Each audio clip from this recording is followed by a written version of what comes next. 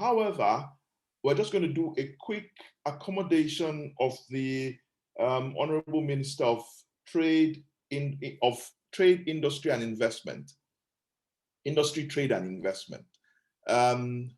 He has to be at another event at 12, so we need to accommodate him now. Honorable Minister.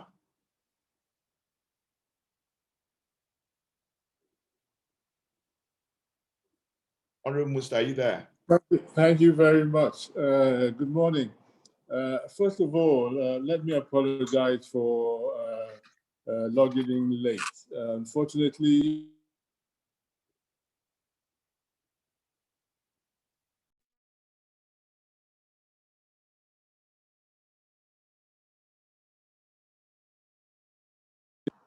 I just got the login details this morning, and I got the time, well, actually just a few minutes ago. So I had to rush to come in. So first of all, please, I hope my apologies accepted. Please accept my apologies for joining late. And also, please accept my apology for changing the format of your program because as pointed out by the presenter, I will be, I have another meeting that I have to attend at 12 o'clock. So just use this opportunity to present my paper. This paper, which I'm going to present, I actually presented it a couple of days ago to the KPMG CFO's forum. But because it is very apt and I believe it fits into today's program, I will be presenting it here as well. So the reason why I'm informing you that in case some of you were at that presentation, don't be surprised that it's the same paper. I thank you very much. Ladies and gentlemen, let me first provide some pertinent context around our mandates as the federal government. We were established primarily with a focus on job creation, growing the economic base, as well as diversifying the economy and attracting long-term investment into the Nigerian economy. In summary, our mandate as a ministry is to create an enabling environment that stimulates domestic investment and attracts foreign direct investment into all sectors of the economy, facilitate trade in goods and services, and maximize the benefits of international trade through functional, bilateral, and multilateral trade relations, accelerate the growth of the industrial sector, and enhance productivity, and boost the development of micro, small, and medium enterprises as the engine of economic growth. Before I delve further into details of our ongoing efforts in the ministry, I would like to revisit some fundamental challenges facing our nation today in order to provide the context for some of the major economic initiatives we are implementing at the federal government level. I have put the paper under different headings, subheadings, and I shall read out under the subheadings.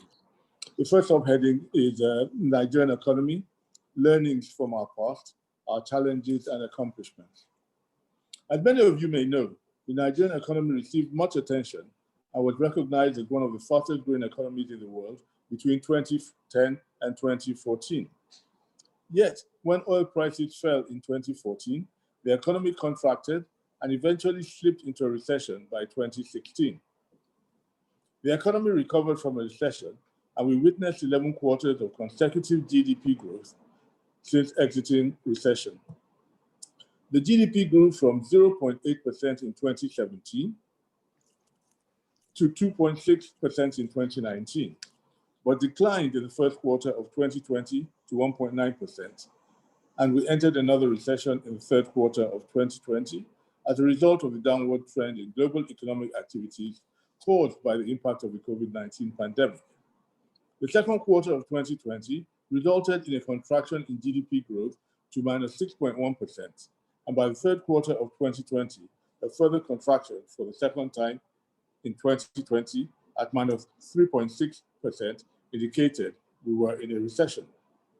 Though we were in a recession, our experience was better when compared to some advanced and other emerging market countries. The United States and United Kingdom experienced a contraction in GDP to minus 9.5%, and minus 20% respectively in the second quarter of 2020, while the economy of India and South Africa experienced a contraction of minus 24% and minus 17% respectively in the same period. However, Nigeria's GDP growth is expected to have a modest pickup by the first and second quarters of 2021. The Nigerian economy in 2021 and beyond, accelerating recovery and sustainable growth. To accelerate the recovery and growth of the Nigerian economy beyond 2021, the federal government has approved and funded Export Expansion Facility. This will be used to promote export financing, export infrastructure such as setting up of export warehouses, capacity development for exporters, and to facilitate market access for exporters to regional and global markets. In response to the challenges posed by the COVID-19 pandemic, the federal government developed the 2.3 trillion naira economic sustainability plan, which consists of fiscal, monetary, and sectoral measures to enhance local production, support businesses, retain and create jobs, and provide succor to Nigerians, especially the most vulnerable. The Economic Sustainability Plan, ESP, will provide different avenues of government support to micro, small, and medium enterprises, MSMEs, to enable them respond to the economic challenges of COVID-19. This includes safeguarding about 300,000 jobs in 100,000 MSMEs by guaranteeing offtake of priority products, and a survival fund to support vulnerable SMEs in designated vulnerable sectors in meeting their payroll obligations and safeguarding jobs from the shock of COVID-19. In addition, the federal government, through the Central Bank of Nigeria, has provided a 1 trillion naira intervention fund for the manufacturing sector, which will ensure a more resilient and self-reliant economy by ensuring funds are available to build a base of high-quality infrastructure. The federal government also set up the Nigerian Police Trust Fund to address issues of security of lives and properties as a response to the security issues and challenges confronting the country. The federal government has approved the sum of 13.3 billion naira for the takeoff of the community policing initiatives across the country as part of the measures adopted to consolidate efforts aimed at boosting security nationwide. Beyond our long-term vision of boosting local production, we must improve the ease of doing business in Nigeria.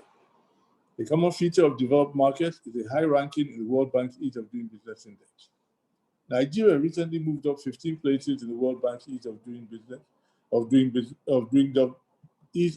Business Index as a result of the removal of several bottlenecks in government processes.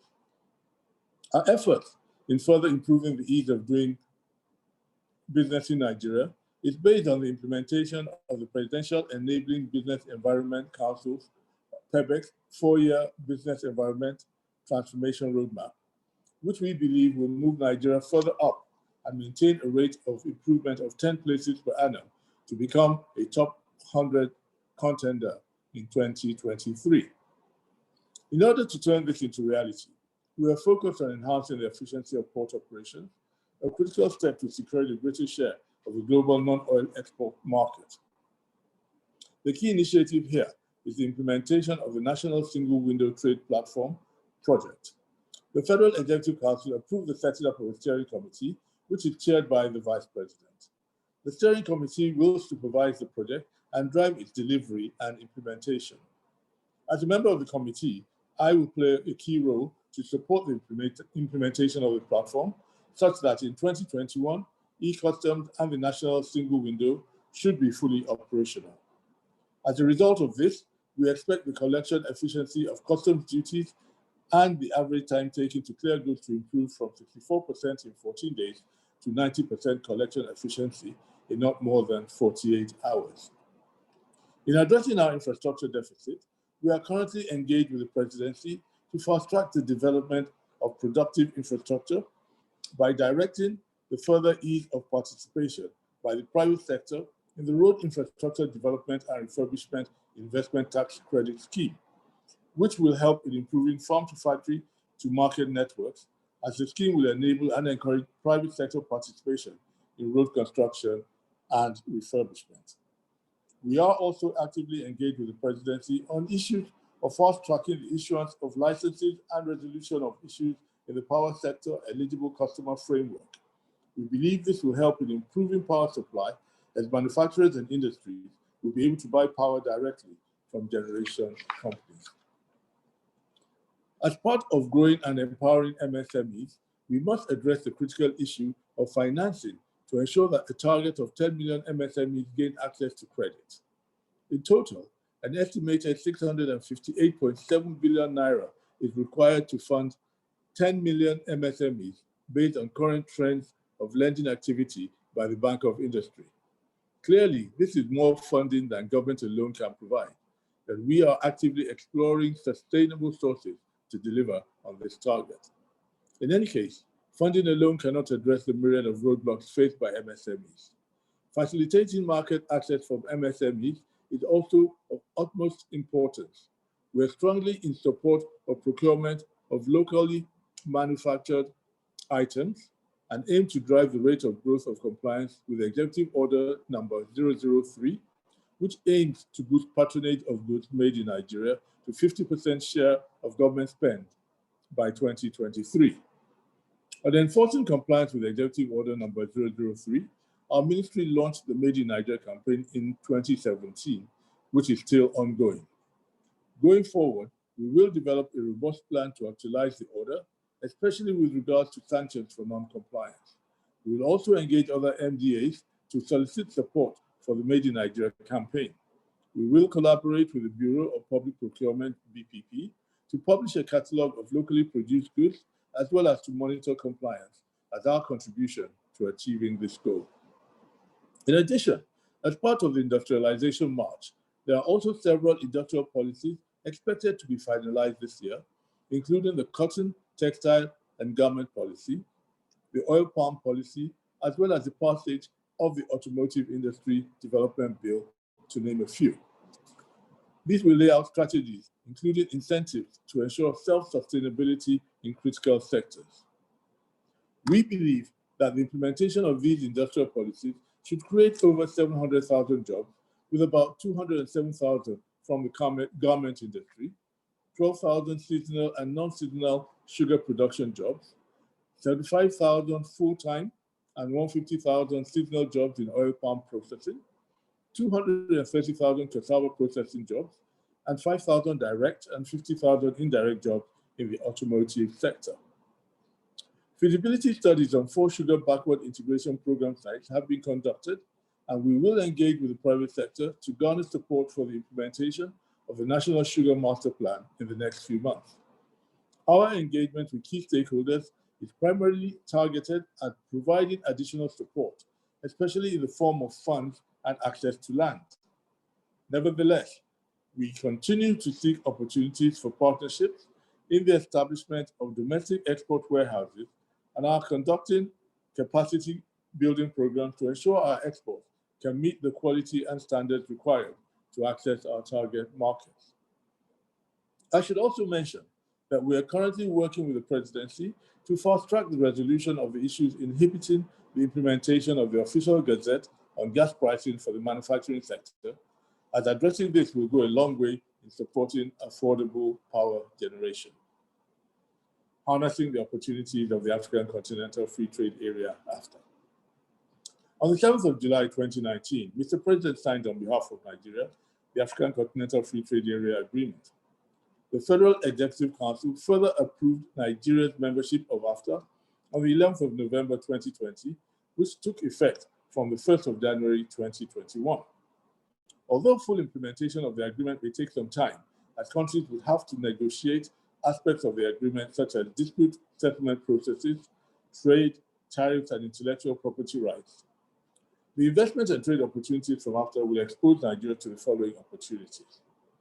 It will eliminate barriers against Nigeria's products, thereby expanding market access for Nigerian exporters of goods and services, which will serve as a catalyst for growth and boost job creation in the Nigerian economy. It will provide a dispute settlement mechanism for stopping the hostile and discriminatory treatment directed against Nigerian businesses in other African countries. It will support the industrial policy of Nigeria through the negotiated and agreed exclusion and sensitive category list to provide space for Nigeria's infant industries, and it also provide a platform for small and medium enterprises and SMEs integration into the regional economy and accelerate women's empowerment, and thereby providing a connection to regional and continental value chains. Our efforts beyond bilateral trade agreements are also focused on implementing consistent and predictable policies in order to diversify the economy and mitigate investor uncertainty. Investors can rest assured that policies and reforms that are being implemented will align with our long-term goal of expanding local production capacity and market access while protecting our industries through anti-dumping measures. Measuring the expected impact from key economic initiatives and policy implementations. We believe the ongoing implementation of these policies will lead to improvements across several key performance indicators used by our ministry to measure the rate of success of key mandates. We have mentioned a few of these KPIs already, but to summarize again, our key performance indicators include the following metrics. In industry, the manufacturing sector's contribution to GDP, production levels across key industrial sectors, rates of adoption of locally produced goods by the federal government, and the number of jobs created per annum within the manufacturing sector. In trade, the value of non-oil exports, and in investment, the annual value of foreign direct investment and our ranking in the ease of doing business. As of 2019, the manufacturing sector's contribution to GDP was at 9%. Our target is to reach 20% by 2023. For jobs created in the manufacturing sector, approximately 5 million jobs were created as at 2019. Our target is to grow this by 1 million in 2023. On foreign direct investment, we delivered $663 million in 2019 and are targeting $6.5 billion in 2023. Surmountable challenges exist. The challenges faced by both investors and our ministry are significant, but surmountable. For investors, the perception of regulatory inconsistencies and uncertainty pertaining to fiscal and monetary policies remain a major challenge. Our vision is to lead the discourse of industrial development policies and to improve the ministry's response to investor concerns from one of minimum response to one of active and result-oriented approach to advocacy and dispute management. We are leveraging our platform and presence on interagency committees to work alongside relevant agencies with overlapping mandates to the ministry. Our role in these committees will be to advocate on behalf of investors and provide support and oversight to agencies largely responsible for implementation plans and prescribed targets. For our ministry, we will continue to address our challenges head-on. A few of these notable roadblocks, all of which are addressable, include limitations in the industrialization program and development of MSMEs, which warrants heavy capital investment from both the private and public sectors and requires a strategic approach to financing them. Any budgetary pressure faced by the public sector might reduce our overall capacity to finance MSMEs and our ability to meet our targets. Limitations in the industrialization program targeting the agricultural sector, which requires large expanses of land, which, as we all know, is difficult to acquire. And competitive disadvantage due to the infrastructure deficit and the presence of cheaper smuggled goods in the Nigerian market. We are, of course, developing and driving strategic whole-of-government approaches to addressing these challenges. In closing, a lot of our work in 2020 was on establishing baselines, reviewing performance of earlier plans, and fine-tuning our strategies to cope with the effect of COVID-19. We expect to make significant progress in 2021 on laying a strong foundation for backward integration, digitization, and kicking off large-scale industrialization projects. In 2021, we should see some KPIs coming on stream, largely in the realm of foreign direct investment, greater production volumes by targeted industrial sectors, value of non-oil exports, and employment. Our ministry will remain steadfast in addressing challenges and implementing these key initiatives. We welcome and will continue to welcome the support of the private sector and all other strategic partners aligned with our vision of a more diversified economy. I thank you all for giving me this opportunity to share the initiatives governing our efforts in developing a greater and more productive Nigeria. Thank you very much.